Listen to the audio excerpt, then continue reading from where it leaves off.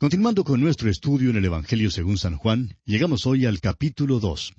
Pero antes de entrar de lleno en este capítulo 2, creemos que sería conveniente que hiciéramos un breve repaso de lo que aprendimos en el capítulo 1. El primer capítulo de este Evangelio de Juan fue un capítulo algo extenso, algo largo. Así es que sería apropiado que hiciéramos un repaso aquí. En primer lugar, dividimos el capítulo 1 en dos secciones principales. Primero, el prólogo al Evangelio de Juan, el cual trata de la encarnación de Jesucristo y comprende los versículos 1 al 18. Encontramos allí tres grandes bloques de construcción en el prólogo, y los otros versículos son como el cemento que los une. En cada bloque hay tres grandes declaraciones. El primer bloque es el Verbo, es Dios, lo cual constituye la identificación, y tenemos allí las tres declaraciones. El segundo bloque es el Verbo fue hecho carne, lo cual constituye la explicación junto con sus tres declaraciones. Y el tercer bloque es el Verbo dio a conocer a Dios, lo cual es la declaración junto con sus tres declaraciones. En el resto del capítulo 1, desde el versículo 19 hasta el versículo 51, tenemos la introducción al Evangelio de San Juan. En esta sección hay 4 testimonios importantes. En primer lugar, tenemos el testimonio de Juan el Bautista. En el versículo 36, encontramos que Jesús es el que revela a Dios. En el versículo 29, tenemos que Jesús es el Redentor de los hombres. En segundo lugar, tenemos el testimonio de Andrés. Y en el versículo 41 vimos que Andrés declara que Jesús es el Mesías, el Cristo. En tercer lugar, tenemos el testimonio de Felipe, quien en el versículo 45 declara que Jesús es el cumplimiento del Antiguo Testamento. Y en cuarto y último lugar, tenemos el testimonio de Natanael, quien declara, en el versículo 49, que Jesús es el Hijo de Dios, el Rey de Israel.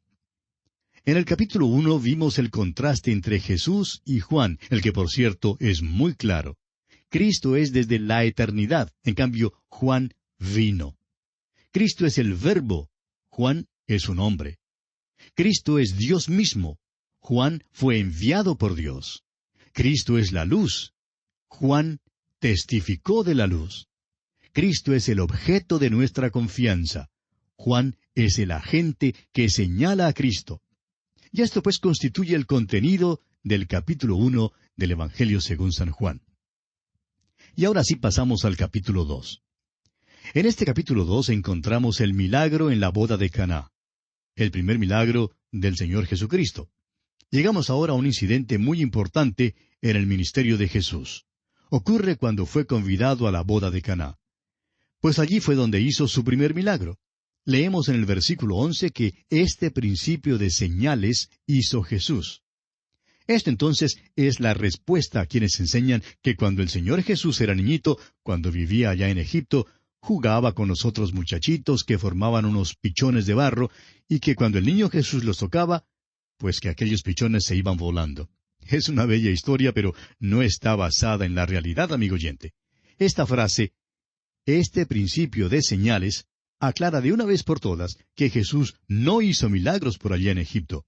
Este es su primer milagro. Ahora note usted que una vez más, Juan relaciona este evento con el tiempo y con el espacio. Comienza diciendo, al tercer día. Nuestro Señor, pues, sale ahora en su ministerio. Leamos, pues, los primeros 2 versículos de este segundo capítulo del Evangelio según San Juan. Al tercer día se hicieron unas bodas en Caná de Galilea, y estaba allí la madre de Jesús. Y fueron también invitados a las bodas Jesús y sus discípulos. Como ya hemos dicho, muchos creen que el motivo de que María, la madre de Jesús, estuviese allí, era que ella era pariente de los que se casaban, o por lo menos de una de las familias. Creemos que esta es mayormente una suposición, pero bien puede que sea verdad. El Señor Jesús y sus discípulos también fueron convidados. Y como ya lo dijimos también, veremos aquí que Jesús hará su primer milagro. Usted recordará que el primer gran milagro de Moisés, o sea, la primera de las 10 plagas, fue la de convertir las aguas del río Nilo en sangre. Aquí en este capítulo 2 de San Juan, Jesús cambiará el agua en vino. Se cree que esta referencia al tercer día significa que esto ocurrió tarde en febrero o temprano en marzo del año 27 después de Jesucristo. Lo verdaderamente interesante es que Juan da con mucho cuidado los lugares geográficos. En el último capítulo estuvimos en Bethsaida y ahora nos encontramos en Caná de Galilea. Luego, más adelante, veremos que Jesús irá hasta Capernaum, según dice el versículo 12, y de allí a Jerusalén, según el versículo 13. De modo que Juan nos da aquí muchos datos geográficos. Juan dice que la madre de Jesús estuvo allí. Ahora no sabemos por qué, pero Juan nunca la llama por su nombre María en su Evangelio. Bueno, ella viene a Jesús con una petición bastante extraña. Fíjese usted lo que le dice a Jesús aquí en el versículo 3. Y faltando el vino, la madre de Jesús le dijo, «No tienen vino». Aquí surge una pregunta en cuanto al vino. Hace algún tiempo, alguien que participa y concuerda con la teología liberal, escribió un artículo en el cual llamaba a Jesús contrabandista de licores. ¡Qué sacrilegio! En el tiempo de Jesús, el vino era parte integral, parte principal de la dieta. Sin embargo, la borrachera era condenada categóricamente. También es cierto que usaban vino en las ceremonias levíticas. Era la libación. Pero nunca hubo idea de borrachera relacionada con esta ofrenda. Una boda es una ocasión religiosa, y estas eran personas que creían en el Antiguo Testamento. Y usted puede notar que no hubo ninguna borrachera en esta boda. Ahora, la boda es una descripción de otra boda que viene. El Señor Jesucristo comenzó su ministerio en la tierra en unas bodas, y lo terminará en cuanto a la iglesia con la celebración de sus bodas con ella. En la cena de las bodas del Cordero, la iglesia le será presentada como novia. Este, pues, es el primer milagro que hizo Jesús. El primer milagro público de Moisés fue el de convertir las aguas del Nilo en sangre. El primer milagro de Cristo fue el de cambiar el agua en vino. Pues la ley por medio de Moisés fue dada, pero la gracia y la verdad vinieron por medio de Jesucristo. ¡Qué contraste, amigo oyente! Ahora, ¿qué quiso decir María con su declaración? En primer lugar, es bueno que nos demos cuenta del hecho de que esta era una familia muy pobre. Simplemente no había suficientes refrescos. En su comentario, Ben Gal dijo que cuando ella le dijo al Señor que no tenían vino, quiso indicar suavemente que él y sus discípulos deberían salir. Ahora, Juan Calvino, por su parte, escribió que era una sugerencia para que él divirtiera a los convidados con un discurso. Calvino creía que la madre de Jesús le decía, «¿Por qué no les das alguno de tus famosos discursos?» Pero el caso es que él todavía no había dado ningún discurso, porque este es el principio de su ministerio público. Pero algunos creen que bien pudo haber sucedido como Juan Calvino lo sugiere. No creemos que el contexto aquí admita ninguna de estas dos interpretaciones. No creemos que fue una sugerencia para que él saliera y tampoco creemos que fue una sugerencia para que divirtiera a los convidados. Creemos francamente que lo que ella está diciendo es, haz un milagro. Esta es una ocasión apropiada. Usted recordará que cuando el ángel Gabriel se le apareció a María y le dijo que ella sería quien daría a luz al Mesías, María preguntó en cuanto al nacimiento virginal. Dijo allá en el capítulo 1 de San Lucas, versículo 34, «¿Cómo será esto, pues no conozco varón?» Y Gabriel le indicó con toda claridad que el Espíritu Santo vendría sobre ella, y que el ser que nacería sería divino y santo.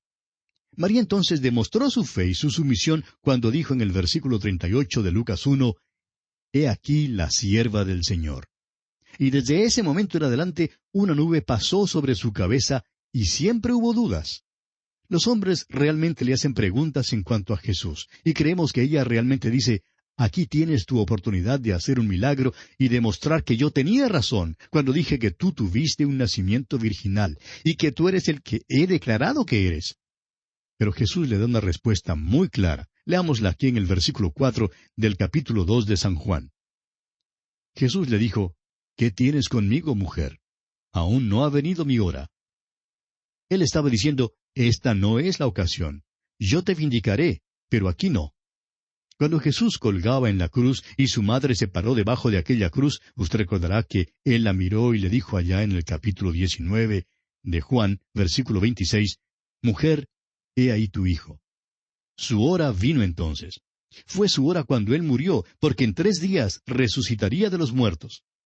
Creemos que cuando los discípulos se reunieron en el aposento alto, después de la resurrección y ascensión de Jesucristo, le fue entonces posible a María mirar a su alrededor y decirle a cada uno de sus discípulos, ¿no les dije que Él era el Hijo de Dios? El apóstol Pablo dice, escribiendo a los Romanos capítulo 1, versículo 4, que fue declarado Hijo de Dios con poder según el Espíritu de Santidad por la resurrección de entre los muertos. De modo que aquí ella le está pidiendo a Jesús que haga algo que demuestre quién es y que le vindique a ella. Entonces, Él le dice que hará exactamente eso, pero que la hora todavía no había llegado. Ahora, esa hora sí llegó. Su resurrección comprobó quién es. Y no olvide usted, amigo oyente, que la resurrección también comprueba el nacimiento virginal de Cristo. Somos propensos a considerar el nacimiento virginal solamente durante el tiempo de la Navidad y como un hecho aislado. Pero esto tiene íntima relación con su resurrección, amigo oyente, porque comprobó que Jesucristo era quien dijo que era. Leamos ahora el versículo 5 de este capítulo 2 del Evangelio según San Juan. Su madre dijo a los que le servían, «Haced todo lo que os dijere». ¡Qué consejo tan bueno, amigo oyente! Sería un buen texto para un sermón en el Día de la Madre. «Haced todo lo que os dijere». El título del mensaje sería El consejo de una madre. Es un buen consejo. Algunos han hablado sobre este texto y han sugerido que este fue el único mandamiento que María dio. Pero no nos atrevemos a llamarlo mandamiento. Creemos que es más bien un consejo, un buen consejo. De hecho, un excelente consejo. Continuemos con los versículos 6 y 7 de este capítulo 2 del Evangelio según San Juan. Y estaban allí 6 tinajas de piedra para agua, conforme al rito de la purificación de los judíos, en cada una de las cuales cabían 2 o 3 cántaros. Jesús les dijo, «Llenad estas tinajas de agua», y las llenaron hasta arriba. Nuestra atención ahora es dirigida hacia estas 6 tinajas de agua. Las usaban en los ritos de purificación externa.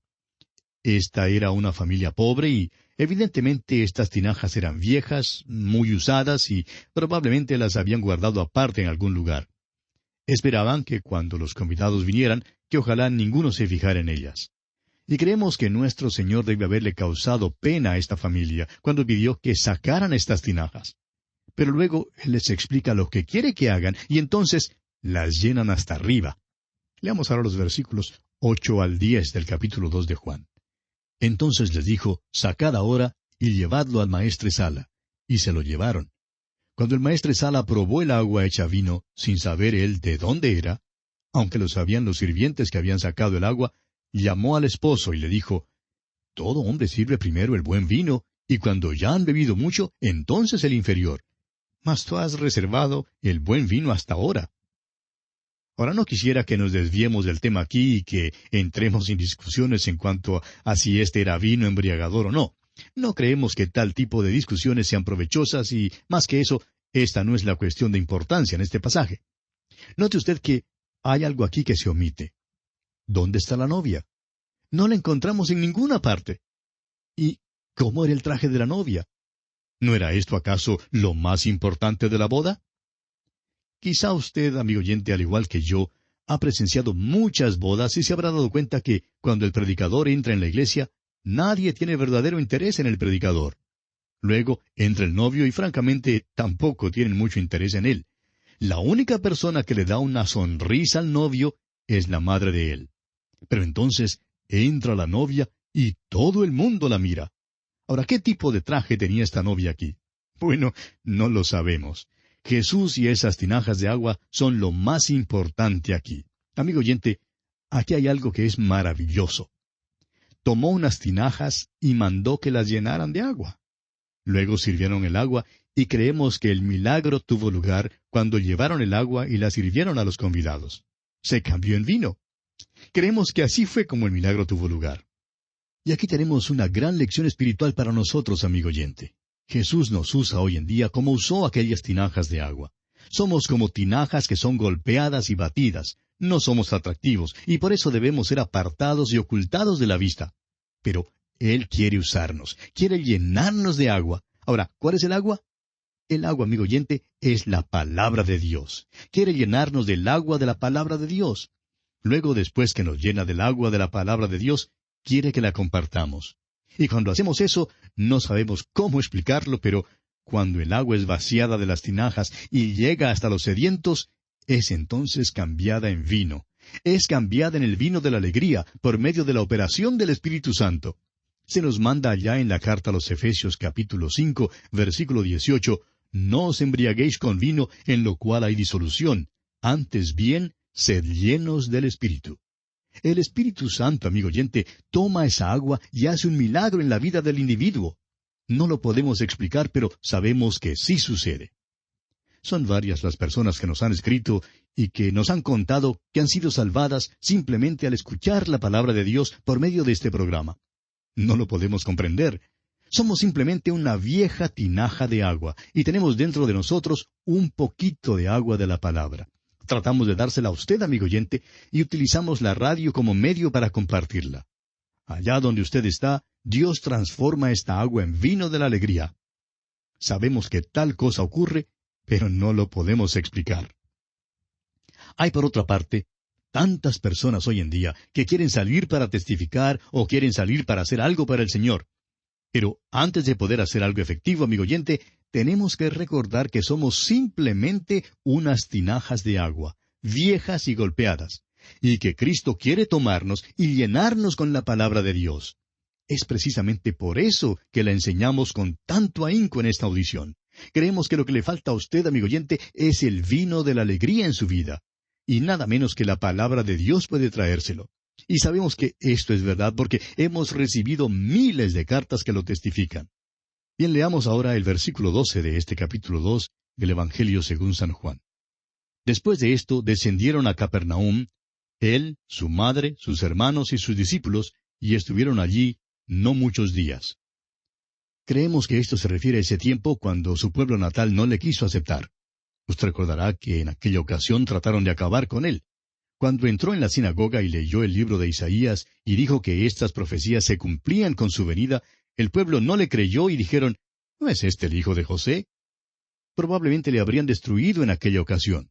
Por tanto, cambió su centro de operaciones a Capernaum, y que sepamos, Capernaum fue el centro de operaciones de Jesucristo durante su ministerio público de 3 años. Y bien, amigo oyente, nos detenemos aquí por hoy. Continuaremos, Dios mediante, en nuestro próximo programa. Deseamos para usted las ricas bendiciones del Señor en su vida.